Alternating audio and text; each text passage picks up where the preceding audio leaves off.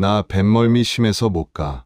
섬에 사는 친정엄마가 다쳤다는 연락을 받고 남편에게 함께 가자고 했더니 나온 첫마디입니다. 제주 외딴 섬까지 배로 6시간. 남편은 멀미가 심하다며 거절했죠. 이해해줘. 나 정말 배만 타면 죽을 것 같아. 그런데 며칠 뒤 제 핸드폰으로 날아온 결제 문자 한 통. 9박 10일 지중해 3개국. 크루즈 여행 결제 완료. 배멀미가 심해서 친정 못 간다던 남편이 크루즈 여행을 서울로 급히 올라가 회사 장부를 확인하는 순간 저는 경악하고 말았습니다. 수억 원대 횡령, 뇌물수수. 여건 이게 다 뭐야? 도대체 무슨 일이 있던 걸까요? 구독, 좋아요 누르면 이야기 열차 출발합니다. 안녕하세요. 저는 올해 39살 2개의 무역회사를 운영하고 있는 김민지라고 합니다. 오늘은 제가 겪었던 일들을 솔직하게 풀어보려고 합니다. 배우자를 잘못 만나 고생하신 분들 많으시죠? 저도 그중 한 명입니다. 저는 제주도 끝자락 배로 6시간을 들어가야 보이는 작은 섬 마을에서 태어났어요. 인구 100여 명뿐인 조그만 섬이었죠. 아버지는 작은 배로 고기를 잡는 어부셨고 어머니는 물질하는 해녀셨습니다. 덕분에 싱싱한 생선과 해산물은 지겹도록 먹으며 자랐어요. 부모님이 열심히 일하신 덕분에 부족한 것 없이 컸죠. 섬이다 보니 초등학교 때 만난 친구들이 중고등학교까지 그대로였습니다. 새로운 친구를 만날 기회는 거의 없었어요. 하지만 저는 공부가 재밌었습니다. 성적도 우수한 편이었고 친구들이 선생님 다음으로 저에게 질문을 많이 했죠. 고등학교 3학년 때는 정말 열심히 공부했어요. 수능에서 거의 만점에 가까운 점수를 받았고 서울에 있는 명문대 영문과에 합격했습니다. 20살이 되던 해 저는 고향 섬을 떠나 서울로 올라왔어요. 서울 생활은 정말 힘들었습니다. 혼잡하고 정신없는 도시가 낯설었고 음식도 입에 맞지 않아 끼니를 자주 걸었어요. 하지만 몇 달 지나자 친구들도 사귀고 남자친구도 생겨서 재밌는 대학 생활을 시작했습니다. 조금씩 서울 여자로 변해갔죠. 영문과를 졸업하고 그동안 쌓은 실력과 자격증으로 외국계 무역회사에 취직했습니다. 제 업무는 동시통역과 번역이었어요. 꽤 높은 연봉을 받으며 만족스러운 생활을 했죠. 그런데 욕심이 생기더라고요. 언젠가 제 사업체를 차리고 싶다는 목표가 생겼습니다.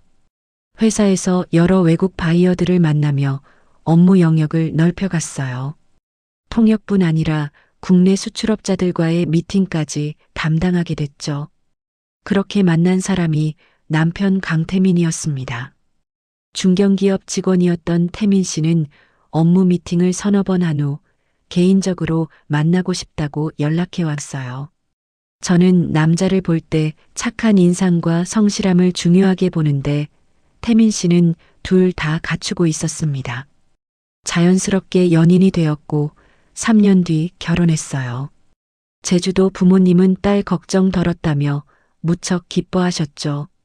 그런데 시어머니는 처음부터 불편했습니다. 태민 씨의 유일한 가족이었던 시어머니는 아들에 대한 자부심이 엄청났어요. 첫 만남부터 저를 견제하셨죠. 내가 아무리 잘났어도 남편 그늘 아래 사는 아내에 불과해. 우리 태민이 정도면 남자 진짜 잘 만난 거야. 바쁘다는 핑계로 내조 게을리하지 말고 시어머니한테도 잘하는 며느리가 되어야 해. 네, 어머님. 당연하죠. 태민 씨가 좋은 사람인 건 제가 제일 잘 압니다. 결혼 후 시댁을 자주 찾아갔어요. 물론 빈손으로 가지 않았죠. 항상 양손 가득 선물을 들고 갔습니다. 저는 세상 며느리들이 다 그렇게 하는 줄 알았어요. 그런데 시어머니와 시누이의 요구가 점점 늘어갔습니다. 새애기, 우리 집 냉장고가 자주 고장 나는데 어떻게 생각하니? 노골적으로 냉장고를 사달라는 말씀이었죠. 아직 쓸만해 보이는데요. 수리하면 몇 년은 거뜬할 것 같아요. 그래. 내 생각이 그렇다면 계속 써야지 뭐. 하지만 시어머니는 그 후로도 계속 냉장고 이야기를 꺼냈습니다. 결국 새 냉장고를 사드렸죠. 역시 며느리를 잘 얻었단 말이야. 마음이 넓은 아이가 우리 집에 들어왔으니 더할 나위 없어. 고맙다 새애기. 얼마 뒤에는 소파가 낡았다며 또 사달라고 하셨어요. 집에 돌아와 남편에게 말했습니다. 여보, 어머님이 요구하시는 게 좀 과한 것 같아. 지난번 냉장고 사드렸으면 됐지. 이번엔 소파를 사달라고 하시는데 이렇게 계속되면 우리 돈은 언제 모아? 당신이 중재 좀 해줘. 당신 시댁을 너무 남처럼 말하는 거 아니야? 식구니까 부탁하는 거지. 엄마가 사셔봐야 얼마나 사시겠어. 소파 하나 사드리자. 당신은 우리 친정에 해드린 게 있어? 친정 부모님 용돈도 내가 드리는데. 그야 처갓집이 멀리 떨어져 있어서 그렇지. 가깝게 지내셨다면 똑같이 대했을 거야. 게다가 용돈만 입금해 드리는 게 무슨 의미 있어? 직접 얼굴 보고 돈봉투 드리는 게 진짜 효도지. 말도 안 되는 소리만 하며 무조건 소파를 사드리자고 우격다짐했어요. 그럼 당신 돈으로 해드려. 왜 내 돈으로 시댁 살림을 해드려야 해? 원래 며느리는 그렇게 하는 거야. 당신은 일 핑계로 신경도 안 쓰잖아. 그러니 그런 걸 대신해서 돈을 쓰라는 거지. 어처구니 없는 말이었습니다. 제가 몸으로 때우지 못하니 돈이라도 내라는 건 억지였어요. 결국 제 지갑은 열지 않았습니다. 남편과 며칠 동안 싸웠지만 끝까지 버텼죠. 그런데 며칠 뒤 아버지가 바다에서 고기잡이하다 배가 뒤집히는 사고로 돌아가셨다는 연락을 받았습니다. 세상이 무너지는 것 같았어요. 눈물이 끝없이 흘렀습니다. 이 챕터 전개 마이너스 갈등 심화 2500자. 민지야, 울음 그만 참아. 도착하기 전에 쓰러지겠어. 기운 좀 아껴. 남편이 제 손을 잡으며 말했습니다. 하지만 눈물은 멈출 수가 없었어요. 서울에서 목포까지 기차를 타고 다시 배로 갈아타 6시간을 들어가야 했습니다. 배 안에서 저는 거의 쓰러지기 일보 직전이었죠. 알았어. 이제 그만 울게. 그런데 당신 멀미 안 나? 힘들지. 그런데 당신만큼 힘들겠어? 난 신경 쓰지 말고 마음이나 추스려. 남편은 억지로 멀미를 참는 게 보였습니다. 속이 울렁거렸는지 이를 악물고 있더군요. 그래도 제 옆을 지켜주는 남편이 있어 다행이었어요. 섬에 도착해 장례식장으로 갔습니다. 상복으로 옷을 갈아입고 아버지의 입관식을 봤을 때 세상이 떠나가도록 울었어요. 남편은 상주가 되어 조문객들을 맞았고 아버지 영정사진 아래 향이 꺼지지 않도록 밤새 지켰습니다. 저는 슬픔 속에서도 남편이 아버지의 아들 노릇을 해주는 모습에 감동했어요. 3일장을 치르고 어머니와 이틀을 보낸 후 일상으로 돌아가기 위해 다시 배에 올랐습니다. 남편은 피곤했는지 깊은 잠에 들었고 다행히 멀미 없이 육지까지 왔어요.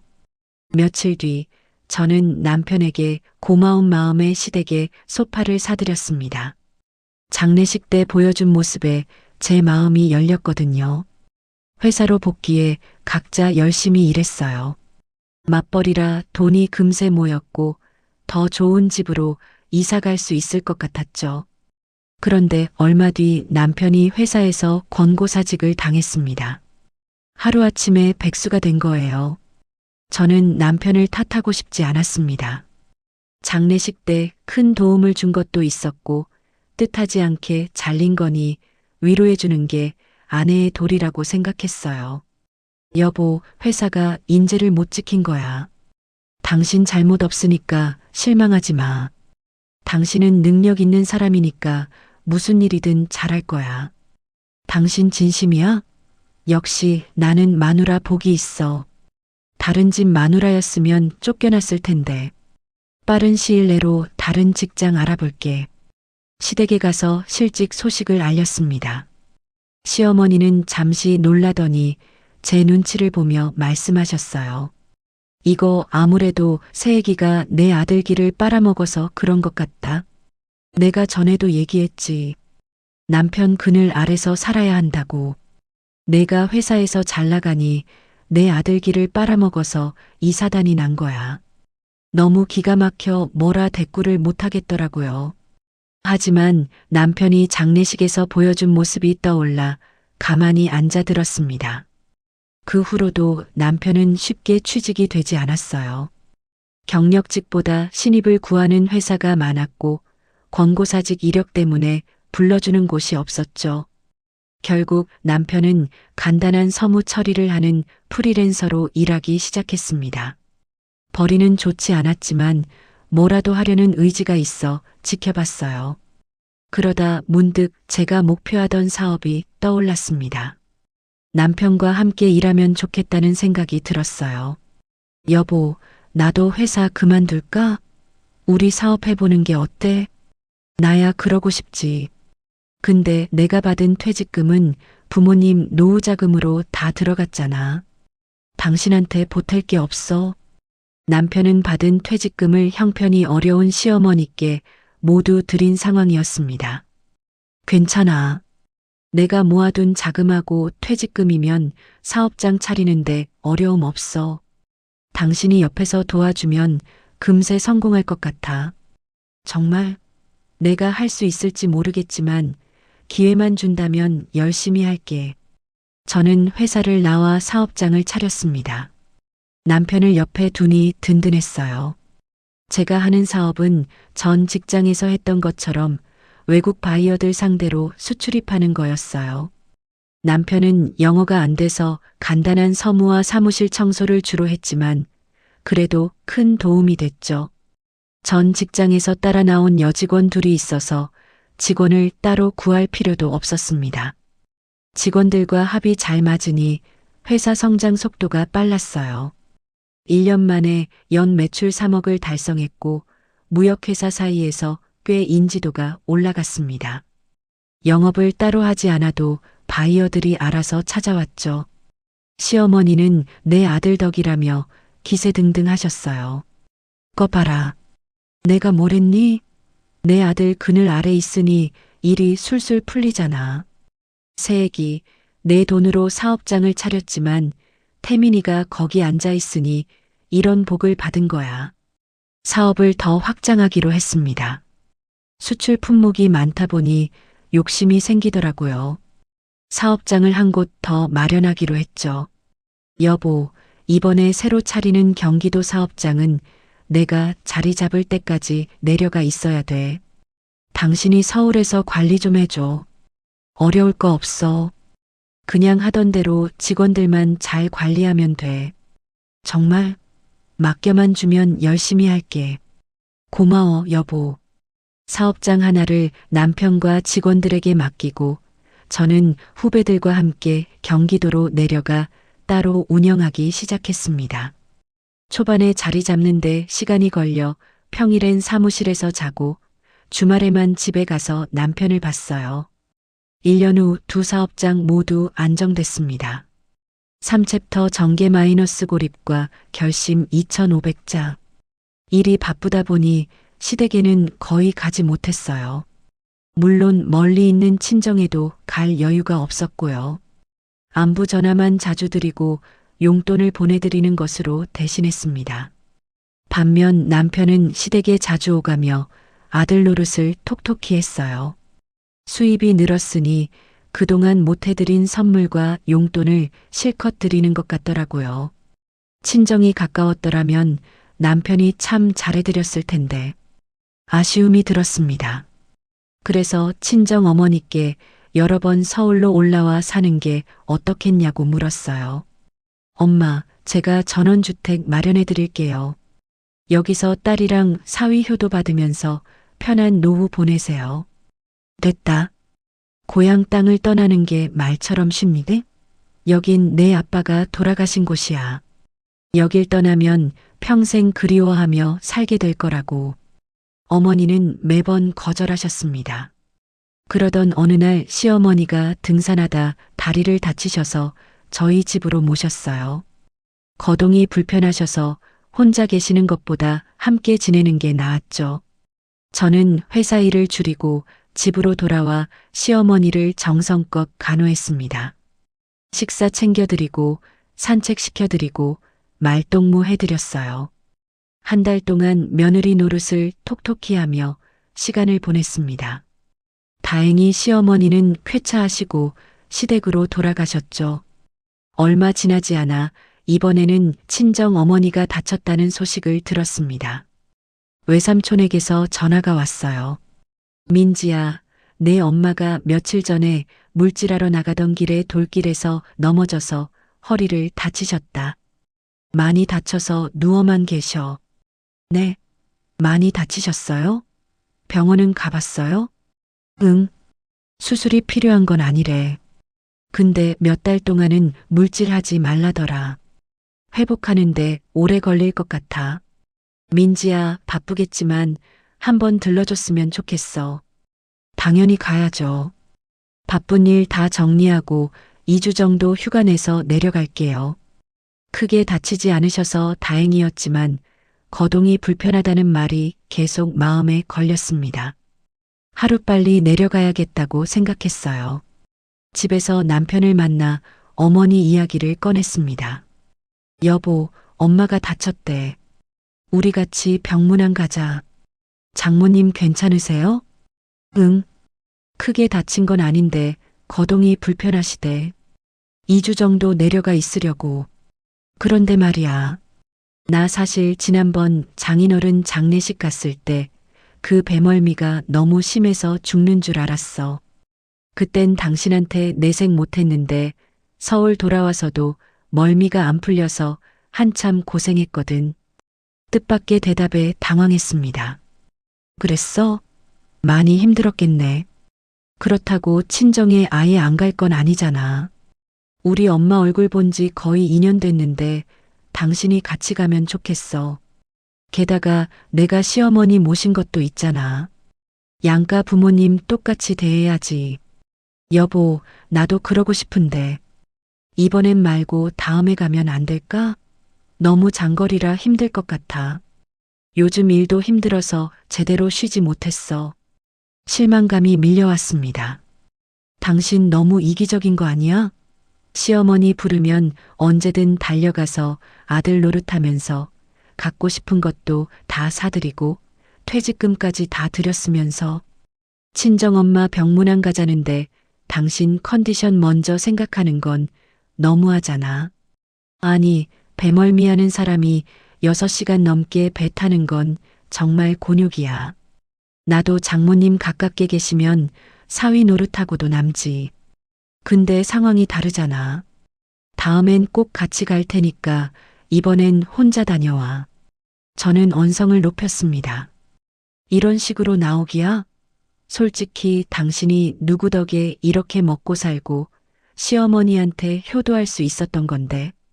따지고 보면 다 내 덕에 편하게 사는 거잖아. 안 그래? 뭐, 지금 말 다 했어? 그깟 병문안 못 간다고 했더니 아주 막말을 하네. 누가 들으면 내가 당신 회사에서 놀고 먹은 줄 알겠어. 나도 내 할 일 제대로 했어. 사업 성공에 내 몫도 분명히 있다고. 안 되겠어. 기분 더러워서 오늘은 엄마 집에 가서 잘게. 잘난 당신 혼자 푹 쉬도록 해. 남편은 제 말에 크게 분노하며 집을 나갔습니다. 몇 시간 뒤 예상대로 시어머니한테 전화가 왔어요. 새애기 얘기 들었다. 너 생각이 있니 없니? 너희 부부가 사업하는 사람이라는 걸 잊었어? 어떻게 두 사람이 2주씩이나 자리를 비우겠다는 거야? 그리고 내 아들이 멀미가 심해서 못 가는 걸 억지로 가자고 했다며? 멀미가 얼마나 무서운 건지 아니? 내가 안 해봐서 모르나 본데 진짜 힘들어. 예전에 멀미로 죽었다는 뉴스도 봤다고. 말도 안 되는 거짓말이었습니다. 저는 참지 않고 제 할 말을 했어요. 어머님, 너무하세요. 효도는 양가 부모님께 공평히 해야 하는 거 아닌가요? 어머님은 저랑 태민 씨한테 받을 거 다 받으시면서 살잖아요. 유치한 말이지만 어머님이 누리는 것들 다 제가 사업 성공시켜서 가능한 거예요. 태민 씨가 잘나서가 아니란 말이에요. 이게 드디어 미쳤구나. 며느리 무서워서 무슨 말을 못하겠어. 그래, 너 잘났다. 너 혼자 친정에 다녀오든 말든 해라. 시어머니는 성질을 내시고 전화를 끊어버렸습니다. 물론 제가 흥분해서 말을 가리지 못한 잘못도 있었지만 끝까지 자신과 남편의 잘못을 이해하지 못하는 시어머니가 미웠습니다. 결국 화가 난 채로 혼자 친정으로 향했어요. 4챕터 전개 마이너스 예상치 못한 동반자 2500자. 목포까지 기차를 타고 다시 배로 갈아타 6시간을 들어갔습니다. 늦은 밤 친정집에 도착했을 때 어머니는 침대에 누워 계셨어요. 민지야, 이게 얼마만이냐? 거의 2년 만이지? 근데 왜 혼자 왔어? 사위는? 회사를 같이 비우는 게 곤란해서요. 한 사람은 지켜야죠. 그래도 사위가 엄마한테 용돈 드리라고 돈 봉투 줬더라. 저는 애써 거짓말을 하며 결혼 생활을 잘하고 있는 것처럼 보였습니다. 그리고 그동안 못나는 수다를 밤새 떨었어요. 다음 날 아침 냉장고를 열었더니 여전히 생선이 가득했습니다. 서울에서 먹지 못했던 자연산 생선들을 구워 맛있는 밥상을 차렸죠. 외삼촌이 차를 끌고 오셔서 함께 병원에 갔습니다. 물리치료를 받고 집으로 돌아왔어요. 민지야, 내가 오니까 내 엄마 표정이 달라졌어. 자주는 아니어도 가끔 찾아와서 힘이 돼줬으면 좋겠다. 엄마, 이제 저랑 같이 서울에서 살면 안 돼? 제가 전원주택까지 마련해 드릴게요. 됐다. 고향 땅을 떠나는 게 말처럼 쉬운 줄 아니? 여긴 내 아빠가 돌아가신 곳이야. 여길 떠나면 평생 그리워하며 살게 될 거야. 역시나 어머니는 거절하셨습니다. 하지만 포기하지 않고 계속 설득하기로 마음먹었어요. 사흘 동안 어머니를 간호하며 즐거운 시간을 보냈습니다. 다행히 어머니는 몸을 회복하셔서 산책도 가능했어요. 남은 열흘 동안 재밌게 놀기로 했죠. 그런데 저녁쯤 의문의 문자 한 통이 왔습니다. 남편이 회사 카드로 뭔가를 결제한 것 같은데 결제 문자가 제 번호로 온 겁니다. 여행사에서 온 문자였어요. 서부 지중해 세계국 크루즈 여행 결제 완료. 크루즈면 배를 타고 다니는 여행인데 배멀미가 심한 남편이 왜 이걸 결제했을까? 뭔가 이상했습니다. 남편에게 아무것도 모른 척 전화를 걸었어요. 장모님은 괜찮으셔? 응. 어디야? 어디긴 회사지. 당신 화 좀 풀렸어? 다음에는 같이 갈 테니까 너무 속상해하지 마.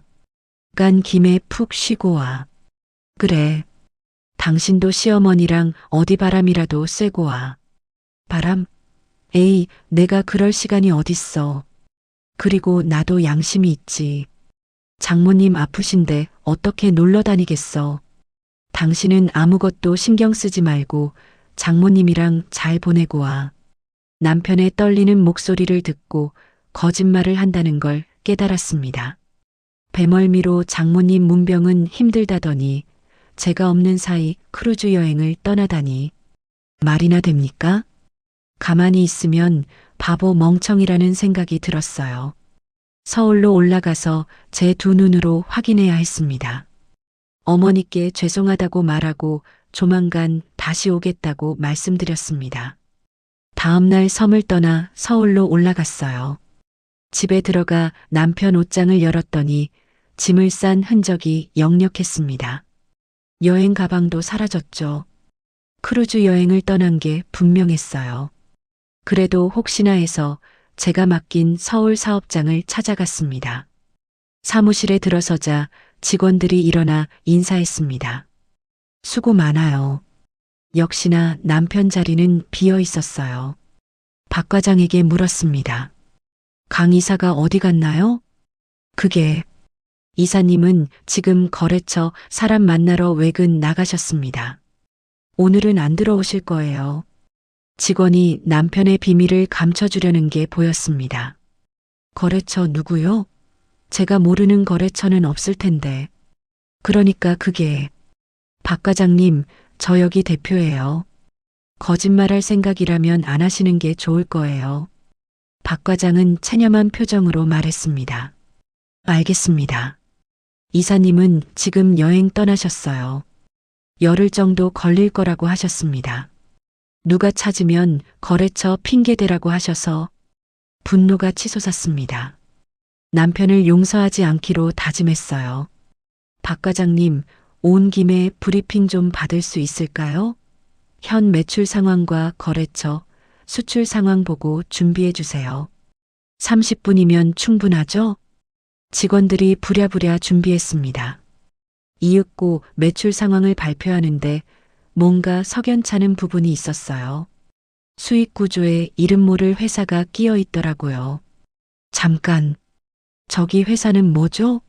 우리가 직수입하고 직수출하는데 중간에 회사가 하나 끼어 있네요. 그러니까 대표님, 말 더듬지 말고 똑바로 말씀하세요. 박 과장은 사실을 실토했습니다. 사실 이 회사는 없는 회사입니다. 유령 회사죠. 이사님이 중간에 끼워 놓으셨습니다. 저희는 시키는 대로 한 죄밖에 없습니다. 더 큰 분노가 솟구쳤습니다. 회사 문서를 다 가져와 보고하라고 소리쳤어요. 하나씩 껍데기를 벗겨보니 남편은 유령 회사를 만들어 이익을 챙긴 건 기본이고 하청업체에서 뇌물까지 받은 정황이 드러났습니다. 매출이 유지돼서 제가 의심하지 않았던 거죠. 자문 변호사를 호출했습니다. 남편이 저지른 횡령, 배임, 뇌물 수수제 문서를 작성했어요. 결과적으로 남편은 제 사업장에서 억대의 돈을 빼돌렸고 하청업체에서 받아먹은 뇌물까지 합치면 엄청난 금액이었습니다. 5챕터 위기 마이너스 가족사의 진실 2500자. 이렇게까지 회사를 망치게 내버려둔 제 잘못도 있었지만 남편의 잘못은 절대 용서할 수 없었습니다. 남편은 이런 짓을 저질러 놓고 제가 친정 다녀오는 기간에 맞춰 크루즈 여행을 떠난 거였어요. 저는 즉시 이혼 소장과 횡령 뇌물 수수죄로 고소장을 접수했습니다. 이런 인간과 수년을 살았다는 게 치욕스러웠어요. 부동산에 연락해 제 집을 당장 팔아버렸고 새 아파트를 구해 이사까지 마쳤습니다. 나흘 만에 끝냈죠. 마지막으로 남편에게 전화를 걸었습니다. 언제까지 거짓말을 하는지 들어보기로 했어요.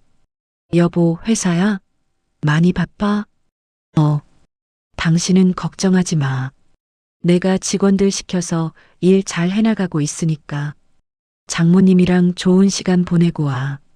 핸드폰 너머로 바닷소리가 아주 명확하게 들렸습니다. 끝까지 뻔뻔하게 거짓말을 하는 걸 확인하자 이혼 결정을 잘한 것 같았어요. 열흘이 지나 남편이 여행에서 돌아왔는지 전화가 왔습니다. 여보, 우리 집 어떻게 된 거야? 왜 다른 사람들이 이사 와 있어? 그걸 이제야 알았어? 퇴근하고 집에 안 가고 뭐 했길래? 배멀미하는 당신이 크루즈 여행은 별 문제 없었나 봐. 열흘 동안 재미 좋았지? 시어머니도 콧바람 쐬고 오셔서 좋으시겠다. 당신 알고 있었어? 미안하게 됐어. 여하튼 그게 중요한 게 아니라 우리 집은 어디로 이사한 거야? 저는 깔깔거리며 웃었습니다. 아직도 상황 파악을 못하는 남편이 한심했어요. 이 인간아, 당신 효도하려고 내 사업장 돈 횡령하고 뇌물까지 처받아? 이러고도 무사할 줄 알았냐? 당신은 이제 끝이야. 이혼 소장하고 고소장은 시댁으로 보냈으니까 확인해봐. 너랑 나는 법정에서 보는 게 마지막 일 거야. 무슨 말인지 이해돼? 내 인생 여기서 끝장내주겠다는 거야. 여보, 왜 그래? 장모님 뵈러 안 갔다고 이러는 거야? 내가 잘못했어. 이혼이나 고소는 하지 말자. 상황 파악이 아직도 안 돼? 너 지금 그러고 있을 시간 없어. 빨리 변호사 선임해서 나랑 붙을 준비해. 내 돈 다 갚으려면 엄청나게 고생해야 할 거야. 알아서 잘해봐. 전화를 끊자 이번에는 시어머니한테 전화가 왔습니다. 이혼 소장과 고소장을 받아본 모양이에요. 새애기, 이게 다 뭐니? 이혼 소장이라니? 뭔가 잘못된 거지? 고소장은 또 뭐야? 이 노인네가 뭘 알겠냐마는 새애기 네가 많이 화난 것 같구나. 오해가 있다면 대화로 풀어보는 게 어떻겠니? 어머님, 고소장 받으니까 바로 태도 변하시네요. 언제는 아들 덕분에 제가 먹고 산다고 하시더니 마음이 바뀌셨어요? 그게 무슨 소리냐? 난 항상 새애기 너에게 감사하는 마음으로 지냈어. 내 아들이 새애기 너 아니었으면 이렇게까지 출세했겠냐. 그러니까 마음 풀고 우리 만나자. 내가 그리로 갈까? 아니요. 곧 만날 거예요. 법원에서 말이죠. 잘난 아들과 팔짱 끼고 오시도록 하세요. 전화를 끊었습니다. 다음 날 아침 회사 로비에서 남편과 시어머니를 마주쳤습니다. 출입이 불가한데 경비가 실수로 들여보낸 것 같았어요. 뭐예요? 두 사람? 여긴 이제 올 일 없을 텐데? 남편이 무릎을 꿇었습니다. 두 손을 싹싹 비며 빌더군요. 여보, 미안해. 내가 욕심나서 그랬어. 크루즈 여행은 엄마가 버킷리스트라고 해서 다녀온 거야. 내가 장모님을 등한시한 거 사과할게. 앞으로는 사위 노릇 톡톡히 할 테니까 한 번만 봐줘. 제발. 아니, 싫어. 다른 마누라였으면 봐주고 넘어갈 수도 있겠지. 하지만 나는 달라. 한 번 돌아서면 그걸로 끝이야. 괜히 힘 빼지 말고 변호사나 선임해. 시어머니가 남편 옆에 무릎을 꿇었습니다. 새애기, 부탁이다. 고소 취하해주면 안 되겠니? 내 남편이 바람 핀 것도 아니고 널 괴롭힌 것도 아니잖아. 이런 일은 가족끼리 눈 감고 넘어갈 일 아니니. 이 노인네를 봐서라도 한 번만 용서해 주렴. 기세등등하던 시어머니는 온데간데 없고 비굴하게 변명만 늘어놓는 모습만 남았습니다. 바람핀 거만 죄가 아니에요. 제 친정엄마를 개무시했으니 그에 따른 값을 치러야죠. 열흘 동안 크루즈 여행 즐길 땐 이런 상황 예상 못하셨죠? 사람은 항상 행동에 대한 책임을 져야 하는 겁니다. 두 사람 인생 쫑나게 해드릴 테니까 당장 여기서 꺼져주세요. 박 과장, 경비 불러서 이것들 쫓아내요. 결국 시어머니와 남편은 직원들 앞에서 망신당하고 경비에게 끌려나갔습니다. 6챕터 위기 마이너스 최악의 순간 2500자. 3주 뒤 재판이 열렸습니다. 남편은 그동안 회사에서 빼돌린 돈을 모두 토해내야 했고 벌금까지 내게 됐어요. 총 5억 원이 넘는 금액이었습니다. 저는 이혼 재판에서 그동안 시댁에 들어간 돈과 위자료까지 받아냈습니다. 3억 원을 추가로 받았죠. 사업하는 사람이니 돈으로는 손해보지 않고 끝을 맺었습니다. 하지만 남편과 시어머니는 하루아침에 알거지가 됐어요. 저에게 갚아야 할 위자료와 손해배상금 때문에 하나밖에 없는 재산인 시댁집을 팔아야 했습니다. 두 모자는 변두리 원룸으로 이사했죠. 거기서 빚이 끝난 게 아니었어요. 시어머니는 식당에 취직해 일하게 됐고 남편은 신용불량자라 일용직 막노동을 하게 됐습니다. 재판이 끝나고 일주일 뒤 우연히 길에서 시어머니를 봤습니다. 식당 유니폼을 입고 힘없이 걷고 계시더군요. 예전의 당당한 모습은 온데간데 없었어요. 저는 차 안에서 그 모습을 지켜봤습니다. 동정심? 전혀 들지 않았어요. 오히려 속이 시원했죠. 이제야 제대로 값을 치르는구나. 한 달 뒤 남편한테서 문자가 왔습니다. 민지야, 미안해. 내가 정말 잘못했어. 한 번만 더 기회를 줄 수 없을까? 엄마가 너무 힘들어 하셔. 저는 답장하지 않았습니다. 차단했죠. 회사는 더욱 성장했습니다. 남편이 빼돌린 구조를 바로잡으니 오히려 매출이 올랐어요. 직원들도 더욱 열심히 일했습니다. 어느 날 박 과장이 조심스럽게 물었습니다. 대표님, 이사님, 요즘 어떻게 지내시나요? 모르겠어요. 관심 없어요. 네, 알겠습니다. 저는 정말 관심이 없었습니다. 남편이 어떻게 지내든 시어머니가 얼마나 힘들어하든 제 알 바가 아니었어요. 그보다 중요한 건 제 인생이었습니다. 친정 어머니께 다시 전화를 드렸습니다. 엄마, 저 이혼했어요. 뭐? 민지야, 무슨 일이야? 남편이 회사 돈 횡령했어요. 그리고 엄마 문병도 안 가면서 시어머니랑 크루즈 여행 갔어요. 그래서 이혼했어요. 그랬구나. 민지야, 괜찮니? 네, 괜찮아요. 오히려 홀가분해요. 그래. 우리 딸 고생 많았다. 엄마, 이제 서울로 올라오실래요? 제가 전원주택 마련해 드릴게요. 이젠 혼자니까 엄마랑 같이 살고 싶어요. 한참 침묵이 흘렀습니다. 알았다. 엄마가 갈게. 정말요? 응. 우리 딸이 이혼까지 했는데 엄마가 옆에 있어줘야지. 눈물이 났습니다. 기쁜 눈물이었어요. 고마워요, 엄마. 사랑해요. 한 달 뒤 어머니가 서울로 올라오셨습니다. 경기도에 전원주택을 마련해 함께 살기 시작했어요. 어머니는 처음엔 서울 생활이 낯설어 하셨지만 금방 적응하셨습니다. 제가 퇴근하면 맛있는 저녁을 차려주시고 주말엔 함께 산책도 다녔죠. 민지야, 이렇게 사니까 좋구나. 진작 올라올 걸 그랬어. 그쵸? 제가 말했잖아요. 근데 민지야, 너 재혼 생각은 없니? 아니요. 당분간은 혼자 살 거예요. 엄마랑 함께요. 알았다. 엄마가 옆에 있을게. 그렇게 저는 어머니와 함께 새로운 인생을 시작했습니다. 회사는 계속 성장했고 직원도 20명으로 늘었어요. 2개의 사업장 모두 안정적으로 운영됐죠. 어느 날 회사에서 일하고 있는데 낯익은 사람이 문 밖에서 서성이는 게 보였습니다. 남편이었어요. 깡마른 몸에 거무튀튀한 얼굴. 일용직 노동을 하느라 많이 지친 것 같았습니다.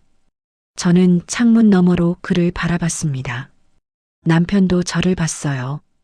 고개를 숙이며 손을 흔들었죠. 저는 블라인드를 내렸습니다. 박 과장이 들어왔어요. 대표님, 밖에 이사님이. 못 봤어요. 경비한테 연락해서 쫓아내라고 하세요. 네, 알겠습니다. 창문 너머로 경비가 남편을 데리고 나가는 게 보였습니다. 남편은 뒤돌아보며 제 사무실 쪽을 바라봤어요. 하지만 저는 일에 집중했습니다. 그게 마지막이었습니다. 남편은 다시 나타나지 않았어요. 7챕터 절정 2500자. 2년이 흘렀습니다. 제 인생은 완전히 달라져 있었어요. 2개의 사업장은 더욱 성장해서 직원이 50명으로 늘었습니다. 연 매출은 100억 원을 넘어섰고 업계에서 중견기업으로 인정받기 시작했죠. 어머니는 전원주택에서 행복하게 지내셨어요. 서울 생활에 완전히 적응하셨고 동네 어르신들과 게이트볼도 치셨습니다. 민지야, 엄마 여기 와서 정말 잘 지내. 내 덕분이야. 당연한 거예요, 엄마. 저는 매일 저녁 퇴근 후 어머니와 함께 식사했습니다. 주말에는 함께 시장도 가고 가끔 여행도 다녔어요. 어느 금요일 오후 박 과장이 제 사무실로 들어왔습니다. 대표님, 보고 드릴 게 있습니다. 뭔데요? 전 이사님이 또 왔었습니다. 이번 달만 세 번째예요. 계속 막으세요. 알겠습니다. 그리고 전 시어머님도 한 번 오셨었습니다. 저는 한숨을 쉬었습니다. 2년이 지났는데도 그들은 포기하지 않는 모양이었어요. 앞으로 절대 들여보내지 마세요. 네, 대표님. 그날 저녁 집에 돌아가니 어머니가 저녁을 차려놓고 계셨어요. 민지야, 오늘 메뉴는 갈치조림이랑 된장찌개야. 식사를 하던 중 어머니가 조심스럽게 물으셨습니다. 민지야, 요즘 전 남편이 회사에 자주 찾아온다며? 박 과장님이 말씀드렸어요? 응. 걱정돼서 전화하셨더라. 괜찮아요. 제가 다 처리하고 있으니까. 민지야, 너 후회 안 하니? 뭐가요? 이혼한 거. 그렇게 냉정하게 끝낸 거. 저는 젓가락을 내려놓고 어머니를 봤습니다. 아니요. 단 1초도 후회 안 해요. 엄마, 저 지금 정말 행복해요. 엄마랑 이렇게 살 수 있어서, 제 사업을 마음껏 할 수 있어서요. 어머니는 제 손을 꼭 잡으셨습니다. 우리 딸 정말 씩씩하게 컸구나. 한 달 뒤 회사에서 중요한 계약건이 성사됐습니다. 유럽 대형 바이어와 장기 계약을 맺은 거죠. 회식을 마치고 대리운전으로 집에 가는 길이었습니다. 신호등 앞에 차가 멈췄을 때 길가에서 익숙한 모습이 보였어요. 시어머니였습니다. 식당 유니폼을 입고 무거운 장바구니를 들고 걷고 계셨어요. 허리가 많이 굽어 있었고 걸음도 느렸습니다. 손님, 저기 할머니 아는 분이세요? 아니요. 모르는 분이에요. 출발하세요. 차가 지나가면서 백미러로 시어머니를 봤습니다. 마음이 아팠을까요? 아니요, 전혀요. 자업자득이야. 3개월 뒤 박 과장이 편지 한 통을 건넸습니다. 전 이사님이 경비실에 맡기고 가셨습니다. 편지를 열어봤습니다. 민지에게 잘 지내고 있니? 나는 잘 지내지 못해. 매일 막노동하면서 너 생각을 해. 내가 얼마나 큰 실수를 했는지 매일 후회하고 있어. 엄마도 많이 힘들어하셔. 식당에서 일하시는데 나이가 많으셔서 자꾸 아프시거든. 민지야, 나 한 번만 용서해 줄 수 없을까? 다시 시작할 기회를 줘. 제발. 태민이가.